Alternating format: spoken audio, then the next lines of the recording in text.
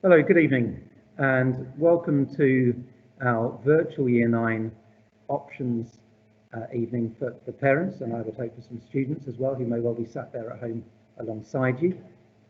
My name is Tim Johnson, and I am the not quite so recently appointed head teacher of Norton College, and you will have seen, maybe through some of the videos that we've made online, me introduce myself on occasion. You will have read the communications that I'm sending home each week, but this is a really good opportunity for me to introduce myself to you as much in person as is possible for me to, albeit through this kind of virtual mechanism. So it gives me a chance to do that before we move on to the real business of the evening, which is about your child's option choices for Key Stage 4, so for Year 10 and beyond. And Mr. Stones and Mr. Triffitt will be talking you through the detail of that shortly. So if I could just move to some of the kind of housekeeping for the evening. I'm trying to move on one slide. We have three of us here, as I say, this evening. So that's me as the head teacher, Mr. Stones, who is the assistant head teacher, curriculum and assessment, who oversees this from a senior leadership perspective. Then Mr. Triffitt, who you will know as the Year 9 progress leader. All three of us are here this evening, and one of the things that you will be able to do is to ask questions through the Q&A function, which you should be able to see on your screen. Is the one with the kind of question mark in the chat box. If you do have any questions over the course of the evening, by all means type them into that box there. It may be that it's a question which relates only to your child or to a small number of children, in which case we might type a response to you individually, or if it's an issue that relates to the kind of wider student group, we may tackle that more broadly at the end of the evening's presentation. So please don't feel offended if we don't pick it up immediately. We'll do that at a relevant point a little later in the evening. So as I say, it is an evening which gives me a chance to introduce myself to you and to explain really my vision for Norton College and for your children as they move through into their really crucial key formative years of Year 10 and 11. So my vision for Norton College you can see on the screen there, and it is to create a vibrant, inclusive, caring and safe environment where children thrive academically and socially, and which is universally recognised as outstanding. And I do mean university, I don't just mean through Ofsted, I mean through parents or stakeholders in the local community. And we've already made moves very much towards that, and it's a very, very secure baseline from which I'm starting. I want students to develop a love of learning and to achieve the best possible outcomes. That's not just about getting those exam results, it's about actually enjoying what you're doing. And I've been so impressed with the way in which Norton College functions and the way in which the teachers engage with students and students engage with teachers in actually achieving that love of learning and appetite for learning, which goes beyond simply achieving the grades, though those grades obviously are a crucial part of the passport to success. To offer a breadth of subjects and knowledge, and we're going to be talking about that tonight, and to develop a range of skills useful in wider life. Of course, for me and the other staff you hear tonight, we've generally gone through school and specialised in a subject which we now teach. For most students, that won't be the case. It will be an amalgamation of all the skills they learn, all the subjects that they study, which develop them into people ready for the wider world beyond school. And finally, to develop well-rounded young people who are tolerant and respectful and able to make a positive contribution to society. And that really is absolutely core within my own values, that I want to be able to see students who leave Norton College in the future who have really developed into thoroughly likeable and rounded young people who are making a genuinely positive impact upon society. In terms of the way that I lead things, I'm very much about systems. I think those lie at the core of any successful school. I've joined Norton College from Fulford School in York, and I led the curriculum and achievement there, and led the school to become what has been recognised as the best comprehensive in the whole of the UK, based upon the Sunday Times Awards a few weeks ago. And really, that was about everyone working together as kind of cogs within the wider machine, and that's from students to parents to staff, all of us together, really functioning together. That is really the way to achieve success. And systems, as I say, lie at the heart of what I will be looking to develop further at Norton College. You will have seen some of that through things like the behaviour system that we're running at the moment, the punctuality system, and also more widely over time, teaching and learning in the classroom, systems which really build upon the existing best practice at the college. And I've already started talking to students as part of those systems to inform our improvement strategies here. So our job is really about what you can see on the screen there, to nurture your children to become what I was just talking about, well-rounded, well-qualified people ready for wider success in the wider world beyond school. And one of the things that really appealed to me about Norton College was that the values were already written. And those very much sit with my own values, particularly that sense of working hard. And I talk widely to students and to staff and to parents about the fact that for nobody does anything come directly and easily. We have to work hard. We know that that's at the core of our success. One of the things I was asked on my interview was about the Aspire values, and one of the students at that interview asked me which I thought was the most important. That's a very, very difficult question.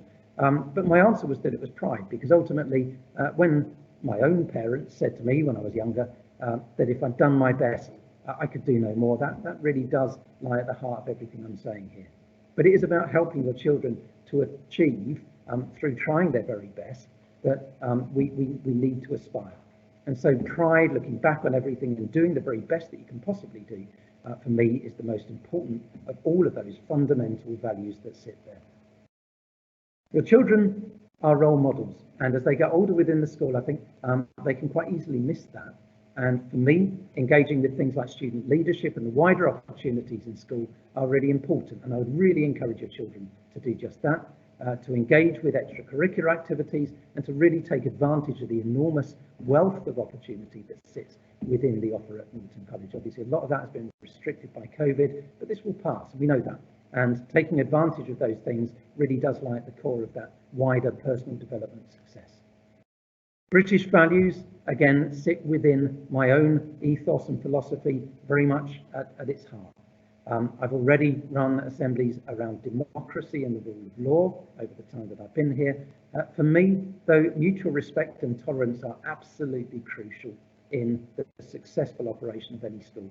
And I am absolutely at the core of all that I'm doing, looking to foster a real sense of understanding and wider respect within the community. The things that I really have absolutely no tolerance for myself would be around racism, homophobia and bullying. Those are things that I very much see as needing to be addressed directly and quickly and through a wider education rather than simply through punishment where students might transgress those lines. In terms of where we are now, remote learning, again, we're back at that point. We were here last year. I know that it's really difficult for everyone. What I would say is that the approach that we've taken at Norton has been enormously successful, and I would thank again those of you who've taken the time to write in and to thank the college staff for all that they're doing through the live stream of lessons. The way that we're running this through Microsoft Teams, as I've said in my letters, it's been a risk, it's a gamble, it's not what all schools are doing. What we're trying to do, though, is to maximise your child's opportunity to very much keep up with learning as it would have been if we weren't in the pandemic as it stands. What you need, I think, to be reminded of is that ultimately everyone in the country is in the same position. We're all learning from home. However, at Norton College, we are able through Microsoft Teams, we're able through the live stream of lessons to allow your child to keep up with the normal talk curriculum. Engagement has been terrific, absolutely fabulous, not far off of what it would normally be on daily college attendance. So we monitor that closely and directly, and if a child is not logging on, we'll be in touch quickly and directly in order to support him or her in doing so. But engagement has been great. Children only got one go at education, and I'm very aware of that. We need to make it the very best offer that we possibly can, even under the current circumstances. So if you have any questions, however minor they might seem, contact us. We've got lots of capacity to help. That's what we're here for. If you've got any concerns about the way in which things are operating, please do feel free to contact us and we will support you in any way that we can. But a real big congratulations to those students in Year 9 who are engaging so well at this point in time. Keep that going and build upon that in the future. Because this ultimately is an opportunity. And as we move from year 9 into year 10, and we move into some options around subjects taken, there is a real opportunity for your child to take advantage of all that's on offer and to build his or her future through the selection of subjects that he or she makes. In terms of what I've said to students in assemblies, what I've said to students around the college, the principle of the Sistine Chapel lies very much at the heart of all that I've said. Michelangelo knew a little bit about aspiration. And what he said was that the greatest danger for most of us is not that our aim is too high and we miss it, but that it's too low and we reach it. And what he's saying, of course, is that we should aim for the stars. And if you don't quite get there, we've done what my parents said to me. We've done our best. We've done the very best that we could hope for. What I don't want is to kind of satisfy ourselves with mediocrity, say, well, I'm quite happy to do okay. Let's aim for the very best that we can be, and we're far more likely to get there. The bumblebee is an image that, again, I've shared with your children in assemblies. And the reason I do that is because the bumblebee defies the odds. It defies the rules of physics. The bumblebee is kind of too large for its little wings to be able to fly, based upon the scientific evidence. It defies the laws of physics. And there's no reason that anyone can't defy the laws of physics. And your child, wherever he or she might be starting from, can do just that and reach for the stars. We know that success doesn't go in straight lines, though. And that wibbly wobbly line you see on the right hand side is the way that things will go. There'll be times when it's tough. There'll be times when your child will have to struggle to understand and to overcome barriers, and we will support him or her to do that by building their resilience, by building their understanding, but there will inevitably be times where we've just got to be able to support them as they find things difficult. You cannot expect it to go in a straight line of success that you see on the left hand side there. But ultimately, success, as it says there, is the sum of small efforts repeated day in and day out. There's a saying that Rome wasn't built in a day, which is true, but they did, of course, lay bricks every single day in building those walls and building the city. And that's what education is about. So starting with tomorrow, starting with remote education, those bricks can be laid. And those small efforts, they build towards the success that we will make of the final results in year 11, the final end product of the curriculum. Nelson Mandela said that education is the most powerful weapon which you can use to change the world. Well, now is one of those key points in your child's decision-making armory. This is the point at which he or she is going to make some choices about what they want to take at Key Stage 4, what they want to take at GCSE or at Level 2. And I'm going to hand over at this point to Mr. Stones, who is going to talk you through some of the detail of how that will work. Mr. Stones.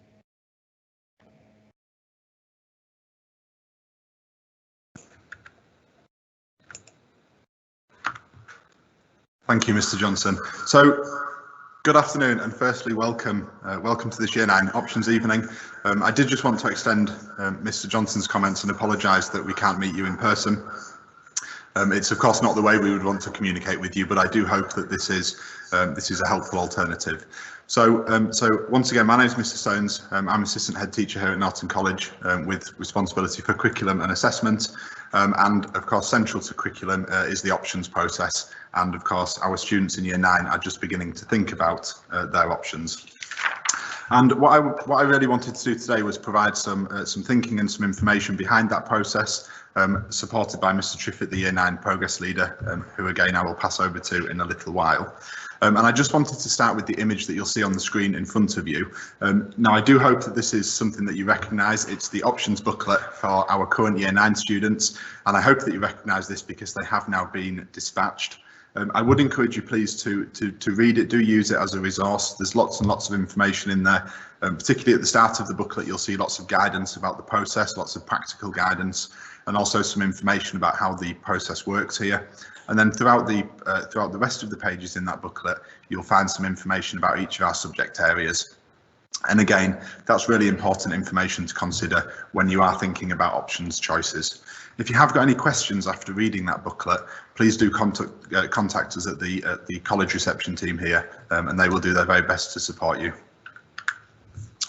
So I just wanted, before thinking specifically about how things work at Norton College, I just wanted to outline a little bit of context about GCSEs themselves as qualifications. So In the majority of cases, students will follow GCSE programmes, and again you'll see the difference between those in the options booklet. GCSE programmes, and again you may already be familiar with this, and apologies if that's the case, but I do hope it's a helpful reminder. So the majority of qualifications that we offer in Key Stage 4, they are GCSEs, and they will be graded from 9 to 1, with 9 being the top grade. Most of the GCSE qualifications are assessed mainly by exam now. Other types of assessment, for example, controlled assessment material or coursework, is only really used where it's needed and justified to test essential skills, for example, in science. Across the board, regardless of GCSE subjects, students do experience new and more demanding, rigorous content, and that really is a common characteristic of all GCSE programmes and qualifications. The courses are delivered over the 2 years of study, so that's year 10 and year 11. And again, in the vast majority of cases, they're not divided up into modules. There are no January and June exams. Instead, students will take all of the exams at the end of the course. There are a couple of subjects which will offer foundation and higher tiers, but again, they are only used when they're appropriate and justified, and really where they're needed in order to give students an opportunity to show knowledge and ability. It's certainly not the case in most GCSE subjects, and I will touch on that again a little bit later on. So in terms of the new grades themselves, as I said, a grade 9 is the highest grade that a student can achieve in a GCSE qualification, and a grade 1 is the lowest. Now, in terms of the old grades, so that was when we were thinking about A star to G, I will make some comments about how they may roughly relate to one another. So a grade 5 is roughly equivalent to a BC, and again, roughly the same proportion of students who would have achieved a grade C will now achieve a grade 4 or above. So there is some comparability there, and a grade 4 really is seen as a standard pass, with a grade 5 as a strong pass. So that is an important grade to differentiate between the 4 and the 5. A grade 9 is above the A star, the current A star that was known on those qualifications, and again a grade 1 is the equivalent of a grade G. And I think it's more helpful to perhaps look at that in terms of a visual to compare them. So you'll see on the left hand side, this is the new GCSE grading structure. It's the system that's in place at the moment. And on the right hand side of that visual, although it does say current GCSE grading structure, that's because this document was released during that period of transition. So on the left hand side, you will see the GCSE grades as they are now used. And on the right hand side, you will see how the grading structure was used on the old GCSEs. And just a couple of points of comparison that I wanted to draw your attention to here, specifically around the grade 7. So broadly, the same proportion of students who achieve a grade 7 and above can historically be compared to those who would achieve grade A and above. And you'll see that in the top tier on that diagram. Then into the next band, the DFE, the Department for Education, has determined that a grade 5 can be seen as a strong pass and a grade 4 is a standard pass. And again, you'll see some comparability there when you look at how they feed across into the old grading system. And then towards the bottom of the visual diagram, you can see a grade 1 is approximately and roughly aligned with the bottom of a G. So there is certainly some relationship or some correlation between those, and I hope that's helpful to support you to think about how the two systems may relate to one another. So in terms of the actual options process, that process is already underway. As you'll be aware, you have received the booklet, and really I wanted to start this presentation by talking to you about the beginning of the options process, and really that's the subject that all students will follow. So English, Maths and Double Science will be studied by all students here at Norton College. Students will study both English language and English literature, which is there on the second bullet point. And I did just want to confirm that when we talk about double science as a subject offer, what we're actually talking about is a qualification that's the equivalent of 2 GCSE grades. Students can either sit the higher tier in the double science, so grades 9 to 4 would be available, or the foundation tier where grades 5 to 1 are available. But the double science is 2 GCSEs. And again, these courses are assessed by linear examination, so at the end of year 11, at the end of the 2 years period of study. So just to summarise, all students will follow English, which includes language and literature, mathematics and a double science worth 2 GCSEs. And that will be common across all students here. Now, moving on from that, when we think about what all students will study, and that was the list of subjects I just gave to you, what we will now begin to look at are the elements of choice that students experience. And I just wanted really to begin by emphasising the importance of thinking about choice seriously, because of course choice does give students some flexibility, and I think that's a really important and exciting part of the options process. But it's also important to continue to think about the future and what students are going to need beyond their current studies. And I wanted to start that discussion really by thinking about the 2 words on the screen in front of you, breadth and balance. Because a broad curriculum is incredibly important for students, and that's why we strongly recommend that students aim for a Key Stage 4 option package that is that's both broad but also balanced. And to achieve this, we recommend that students select a foreign language, so French, and then a humanity, so that would be history or geography. And I'm going to touch a little bit later on exactly why it's important that students do strongly consider that curriculum breadth, because in many ways it's central to lots of the opportunities that they will look towards in the future. So I just wanted to share three quotes with you. I'm not going to read them out to you, but I did just want to, I'll give you an opportunity just to look at them for a couple of moments, and then I just wanted to pull a little bit out of each one. So if you could please just have a look at those.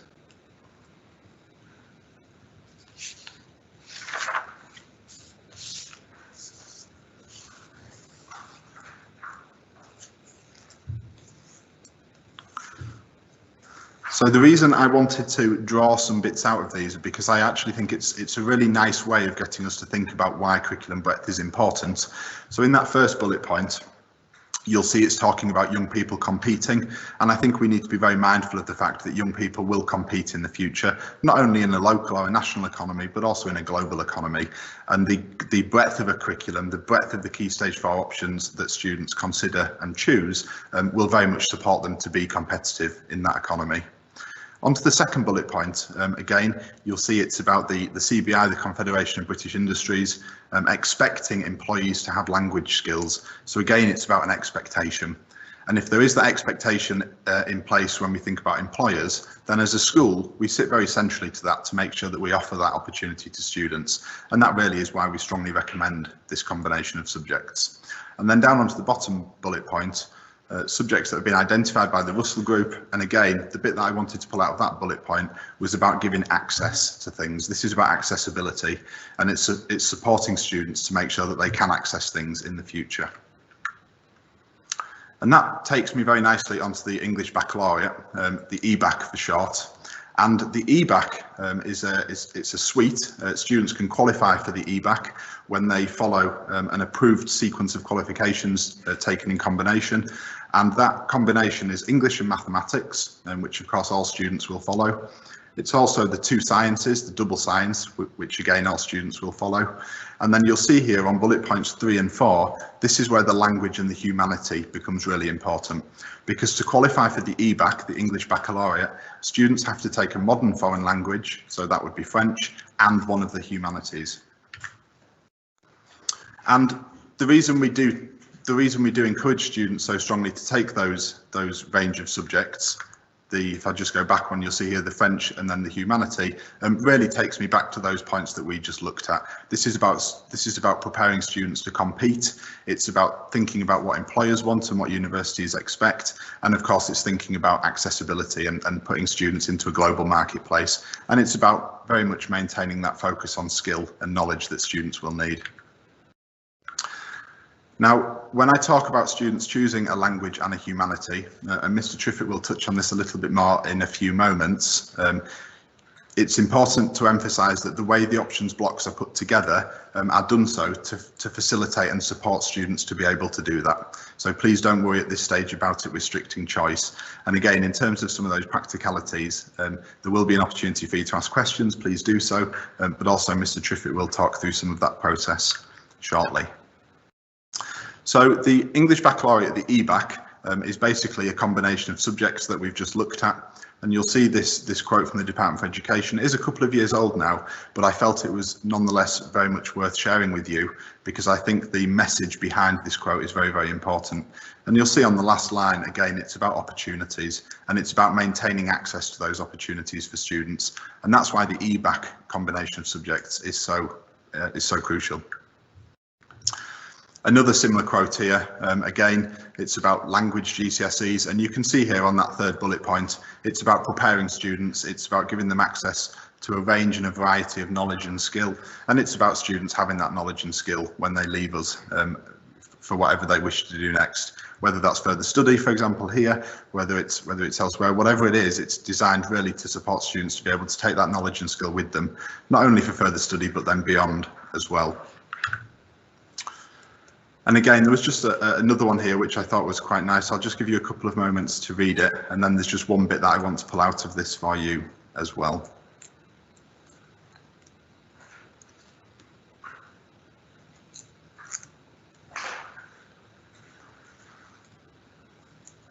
So again, this is about students who choose to study the EBAC combination of subjects. And again, I think it's worth us looking at the fact that, again, it's recognising opportunities, it's recognising the influence of those opportunities on pupils' choices in relation to education and the pathways that they may follow. And I think centrally to all of this, the driving thing that underpins our commitment to this recommendation is really making sure that we can support students to be the very best that they can be. And of course, it's about aspiration as well. I think it speaks directly to what Mr. Johnson said earlier about making sure that we never aim for mediocrity, and actually that we aim to be the very best we can be. And part of that is challenging ourselves appropriately. And the EBAC is one such way of providing that challenge.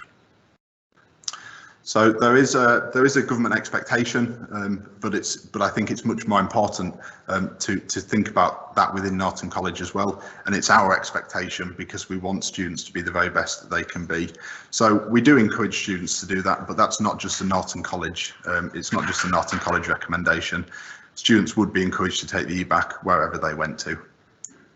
All students do currently do maths, English and the two sciences, that's the double GCSE. And again, adding in the language and the humanities gives them the EBAC qualification, the EBAC combination of qualifications. Now, of course, it's not all about me, and I know that you don't want to hear from me for the full hour. And I think in many ways it can be hard to give students access to the students who've already gone through this process, especially at the moment with school routines not being quite what they normally are. So I thought it might be helpful to share some insights with you from students who've already gone through this process. So you'll see the two on the screen in front of you. And again, we've got the student on the left-hand side, a student who did choose to do a language at Key Stage 4, talking about that subject being one of their favourites. And when we think about whether students enjoy subjects, I know that's a really important factor to consider, which is why Mr. Triffitt will touch on enjoyment as one factor to think about. And then on the right-hand side, I think it was really nice that this student acknowledged their confidence and resilience and the fact that they found it fun and interesting. And of course, it's a facilitating subject, which is covered. I'm going to talk about it in a few moments, but it's very much thinking about keeping pathways open in the future. And again, that's a core list of subjects whereby a language would be seen as one of them. So there were a couple more here, and again, I wanted to share them with you because I think this one on the left was really, really powerful. It was the student reflecting on the fact that they knew a language would help them stand out from everybody else. And again, I think that speaks to our ambition as a school to support students to be competitive in a global economy once they've left us. And then this quote on the right hand side, it was equally nice to see the student acknowledging how hard and challenging it can be, but also in a very resilient way, acknowledging how much that challenge was worth it. And again, how much it supports them in terms of things like university, but also employment. And of course, a final one being about the fact that they really enjoy choosing a language and being able to express your opinion through another language. And of course, making the link there to the fact that these are transferable skills. You know, we're not only looking at employment and education, but we're also looking at being able to take those through our personal plans, you know, including things like holidays. And I think it's important to remember that as well. So there's lots that we can do to work together to support students, and something that really sits centrally to that is students taking advantage of the opportunities that we give them here at Norton College. So of course, we will continue to make resources and materials available to students, and it's really important that students do engage with those materials, because we will use that as a way to continue sharing information with them. I know that Mr. Triffitt will use the college email account and has done so already to share some of that information with students and to signpost them to the places that they can access resources. So please do encourage children to continue accessing and checking those email accounts. But I think in addition to that, it's of course about what you can do to support them as well. Please do talk to children about interests and subject choices, what they want to do in the future. And I think something that's really important to mention there is that this is not about students doing the same as their friends. It's not about them doing a subject or choosing a combination of options because their friends do. It's not about which teachers they like. This is very much about what's right for that student, thinking about their enjoyment and their strengths and what they want to do in the future, and of course how valuable the EBAC combination of subjects is. And that's very much something that I know Mr. Triffitt wants to explore in a little bit more information as well. So I am now going to hand over to Mr. Triffitt, or at least in just a couple of seconds, and again he will talk about the process. But before I do so, I just wanted to please reiterate that if you have got any questions this evening, please do share them with us through the chat, and we'll certainly answer them that we can do. And I'll hand over to Mr. Triffitt now.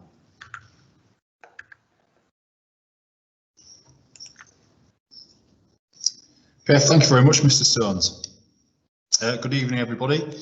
I hope you're all well, and many thanks to you all for logging on with us this evening to talk about the options process. So I'm going to talk about what we've done prior to this evening and what we're going to do after this evening, so in the best way we can support your child through the options process at the moment. So today what we've done is we've done quite a bit of research during mentor times where students have looked at different career pathways that they might want to go down or interests, and actually gone into what qualifications they might need to go down those career pathways. So potentially what GCSEs they might take, leading into A-level and leading into degrees as well if they choose to go that far. So that's a bit about the research that we've done, which hopefully has given them a good idea. And so leading up to that, we've also done an assembly last Wednesday morning. It was great to see. I think we had about 110 students get online and listen to me talk to them about the options process itself. If you did miss that, it's not a problem. The assembly is still on Microsoft Teams, and if they go into their options, Year 9 options folder on Microsoft Teams, they will be able to view it again if they need to do so.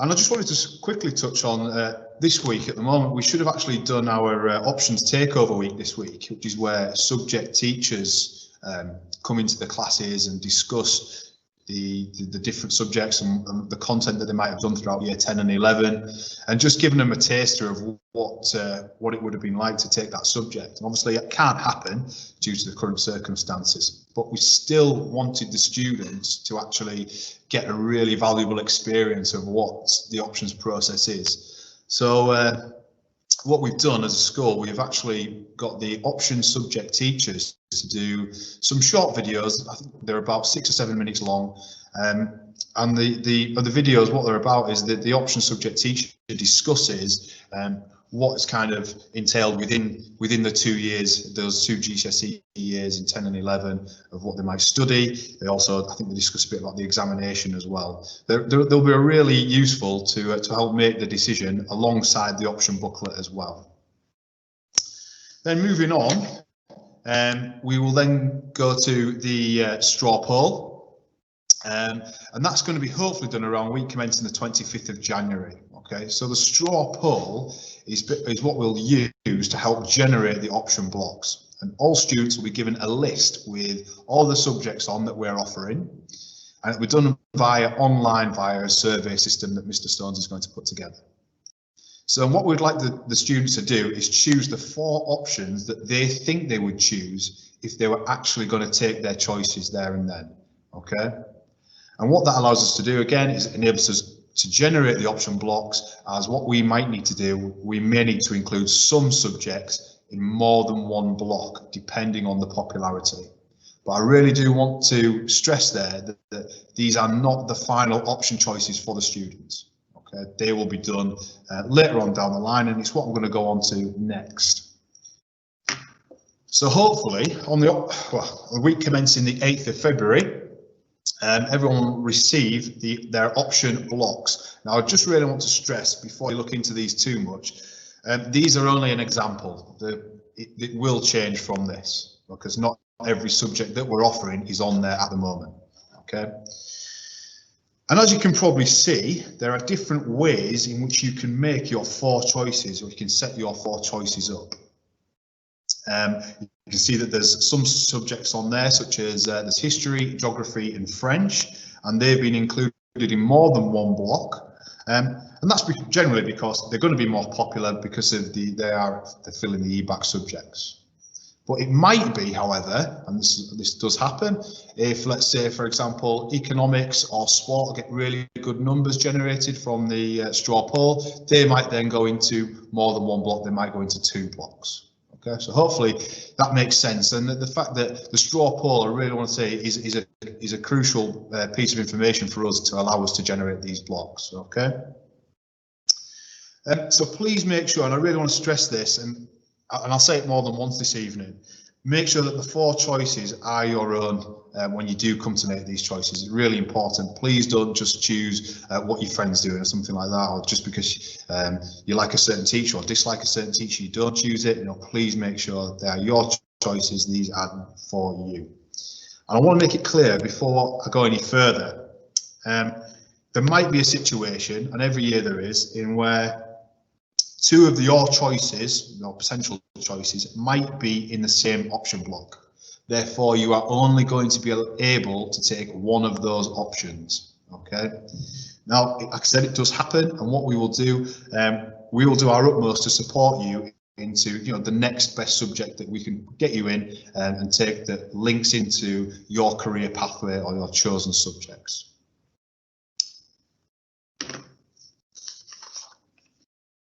Okay, so as you can see there on the screen at the moment, there are a list of subjects, and these are all the subjects that we're offering Year 9 this year, alongside geography, history and French. Okay, so we've actually this year included 2 new subjects that we haven't run for quite a few years now. We've got religious studies and textiles on there as well. So they might appeal to you, and if they do, please make sure that you read the booklets, the option booklets, and also watch the videos. And as you can see, we do have a really wide range of subjects on the screen. So again, I want to stress, please use the booklets for all of the subjects and the videos for all the subjects. They are available from today. They're available from lunchtime today on Microsoft Teams, and I have emailed all the students to let them know how to access those videos as well. So I'm just going to talk to you for a moment about how to choose, how to make the right choice. A couple of things that we might want to factor in when we're making our tough decisions, because they are tough decisions. We're only in Year 9 and we're kind of thinking a long way down the line here. So I want to try and make it as easy as possible for you. So again, the booklets and the videos are crucial. They've got lots of relative information in there, particularly on the content, and more importantly, I believe, is how they are assessed, because all subjects are assessed in different ways. Some might be an examination at the end of Year 11, some might have just coursework based, so just coursework through the 2 years, and some might be a little bit of both, so might have an exam and might have coursework units in there. So please make sure that we use that information and work those out. And I know Mr. Stones just mentioned this earlier, enjoyment is a massive factor for me. Enjoyment is the key to success. And if you don't enjoy a subject, you're not going to, you're not going to see 100% effort. So I think if you enjoy it, you're going to give 100%. Then that for me is what we should be choosing. alongside achievement as well. So use the new monitoring sheets, and I believe the monitoring sheets for year 9 will be with you by the end of next week at the latest. They will be home, so please use those to try and help generate those decisions as well. We've also got to think about, is there an appeal to study something new? And that's why I introduced the research at the start of the year, just before Christmas. Because I think if we're going to study something new, we need to know what we're taking, and it links in with all that research as well. So it may be that you can link the research, your career path, to some of those new subjects that we've introduced. And finally, most importantly, I said I was going to say it again, please make sure that these are your choices and nobody else's. Okay, finally then, last slide from me. So timetable and provisional dates. Like I've just said, just a quick reminder, the option videos have been made available from lunchtime today. Please, all the students that are online with us, please make sure that you check your emails, because there are links to it and a step-by-step guide in how to access those videos. Then, like I've just touched on, the week commencing the 25th of January, the straw poll begins, and more information on that will follow. We've then got the option forms issued, week commencing the 8th of Feb, and that gives you around 3 to 4 weeks before we are asking for those back on the 8th of March. Now you can see in between there, on the 11th of Feb, we have our parents' evening. So if you do generate any questions from the videos or from the option booklets that you may need to ask the subjects, the option subject teacher, then please use the parents' evening to get a meeting and kind of get those questions answered. And like I've just said, the 8th of March will be the hand-in date, which then after that, we will then give each student a one-to-one interview with a member of the senior leadership team.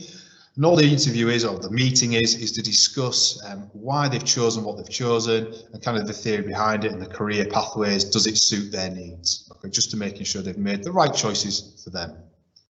Hopefully shortly after that, we will then be able to get a confirmation email sent home to say what options you have been successful in. But thank you very much for listening to me. I am now going to pass it back over to Mr. Johnson.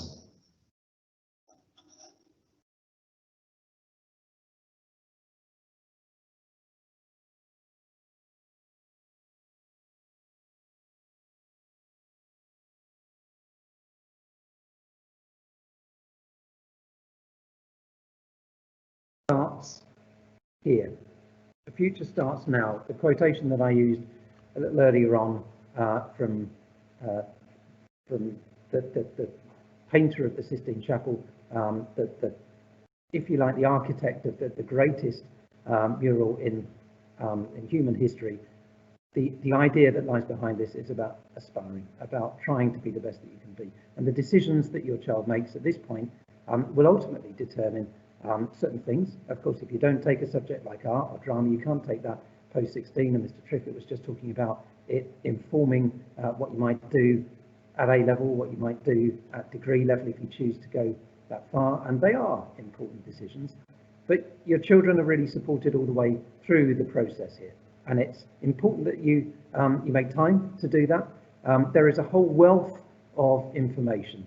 I'm very conscious that we've gone through ever so much tonight.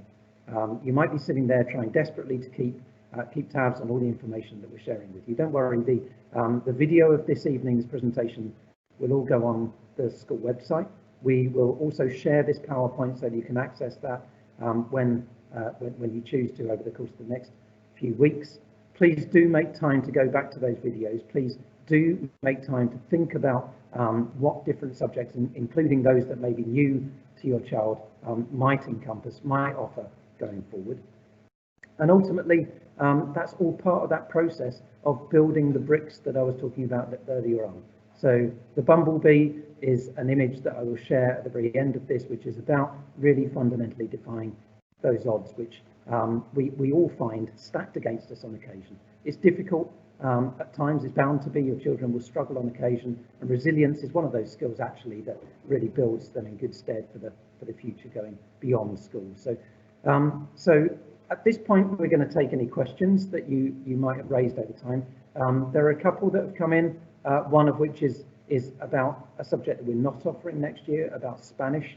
A couple of people have asked about that. Spanish, we're not able to offer Spanish next year, and fundamentally that's simply because we didn't offer Spanish in Year 9. That was a decision that we took at the beginning of the year, and it was born out of the fact that children had had such an interrupted Year 8 that realistically going forward it was far better to specialise in the one subject, the one language of French. And so to go into Spanish in Year 10, not having studied it over the course of Year 9 would be really an impossibility in terms of that competing with other students in other schools who could realistically have been studying it for 3 years. So far better to study the one subject of French this year, and so it is French which is the language that we offer going forward into year 10 next year.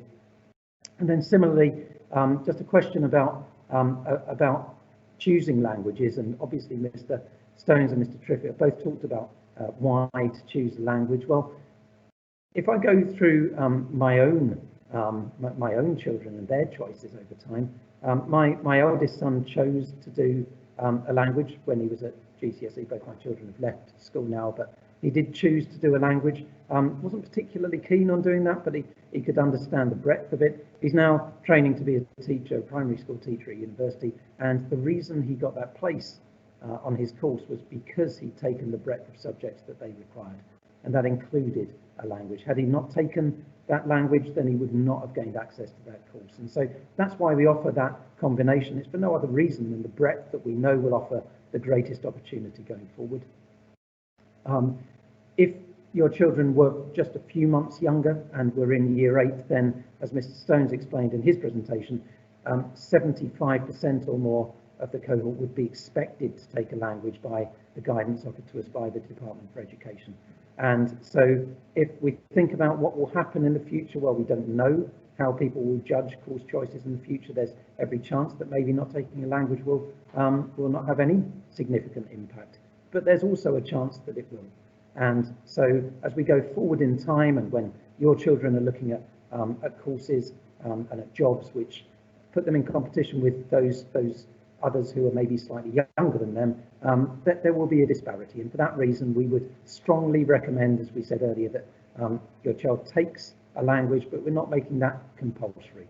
And Mr. Stones explained that there will be one-to-one meetings with students that happen a little later in the course of the term. That will be the point where we pick up on any kind of anomalies that might have occurred there. So those are the two questions that I've seen. I don't know if there's anything beyond that that's come up. Mr. Triffitt, is there anything that you've seen there? Okay, so a couple of questions that I think are coming in, which might be pertinent to individual students. Those are things that we might pick up with people separately outside of this meeting. If there's anything that comes to you when you talk it through, when you look at the videos, when you look at the booklet, and there's a whole wealth, as I say, of opportunity for finding information there, then do by all means drop us a line at the college and we'll get back to you with any individual questions that you might have. So, as I said just now, the video of this evening will be put online on the school website from tomorrow. The booklet is already with you. If you haven't received that, then again, let us know at the college. We'll sort that out. We'll get that to you. But the booklet will be available electronically via the website shortly as well, as will the PowerPoint presentation from this evening. So I think in the absence of any further questions, at that point, we will say thank you very much for joining us. It's really nice to meet with you, albeit virtually in the way that I have done this evening. I really look forward to being able to do that in person in the near future as well. Stay safe, keep engaged with the remote education. I will see you and your children very soon indeed. Thank you very much.